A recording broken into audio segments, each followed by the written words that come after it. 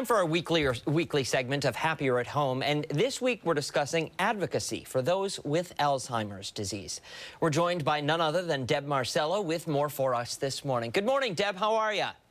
Morning. Good. How are you doing? Very well. Thanks so much for waking up with us. Listen, this is a very important topic, and it's touched a lot of people's lives. Alzheimer's, a lot of people are living with this disease as we speak. Right. Yes.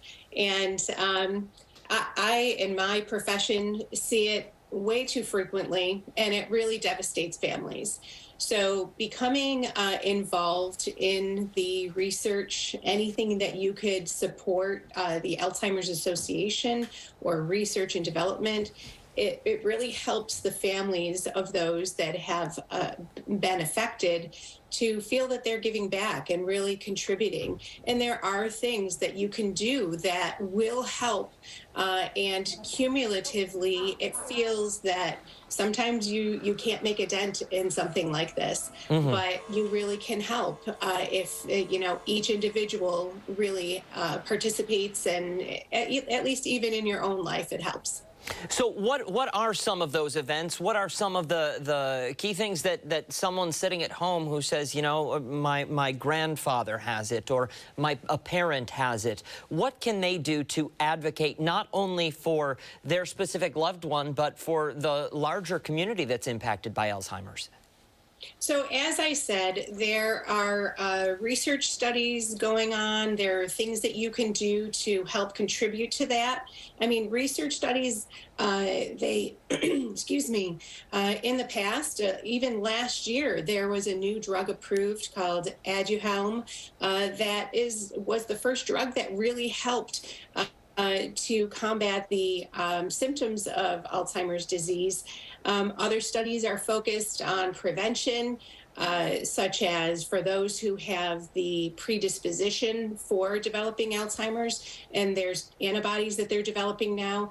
So on June 21st, it's the summer solstice. That's the longest day. And the Alzheimer's Association across the country holds different fundraising events. And you as an individual can create a group, or you can do something on your own to be able to raise money to support the Alzheimer's Association and the research that they do. You know, and I really like one of the slogans of the longest day. It's a day for fundraising to fight the darkness of Alzheimer's disease. And it truly can be a dark and debilitating disease. A lot of people struggle with loneliness in this fight, thinking that they're feeling alone in this. But that's so not the case. There are so many resources that are out there, and so much that is available for people in this community. Right. So if you go to alz.org, you'll be able to find a lot of resources. Certainly a way that you'd be able to get involved in the longest day. And you can base it on your hobbies. You can base it a fundraising event on your loved one who has or had Alzheimer's disease, like fishing or cooking or gardening, sports teams, things like that. And if you don't want to get involved in a fundraising event or something like that, you could still raise awareness. A lot of people are on social media, especially a lot of younger people, and they are affected. They've had grandparents and parents with Alzheimer's disease. So contribute to the larger good by using hashtags when you're on social media, such as EndAlz, ENDALZ, or hashtag the longest day, and just bring the stigma or bring dementia and the Alzheimer's disease and just all the sequelae that come from it to light. So there is not that stigma involved with it, because so many families are affected by Alzheimer's and dementias. If we can, I want to kind of switch gears and talk more about the advocacy behind care.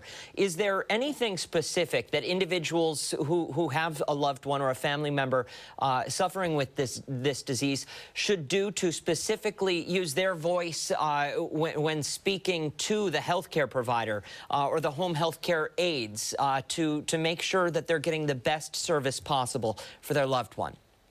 Yeah, that's extremely important. Whether the person is staying in their home and receiving care or going to a senior community and receiving the care, it's important to let that caregiver know or the facility know what their triggers are for their anxiety. Let them know what their routine is. Let them know how they communicate. There may be so often those with Alzheimer's can't communicate what they're feeling or if they're in pain, but those that live with them know that there are consistent ways that they communicate different Hmm. things. So, recording these, sharing them with the caregivers in that community or those that are coming into the home, that really helps. And definitely reach out and look for support groups because you're not alone. No. There are people in every neighborhood that are dealing with this. So make sure Absolutely. that you're Deb, giving thank you yourself so much for support. waking up. Important information. We'll post it all on foxrochester.com after the show. Local headlines are coming up next.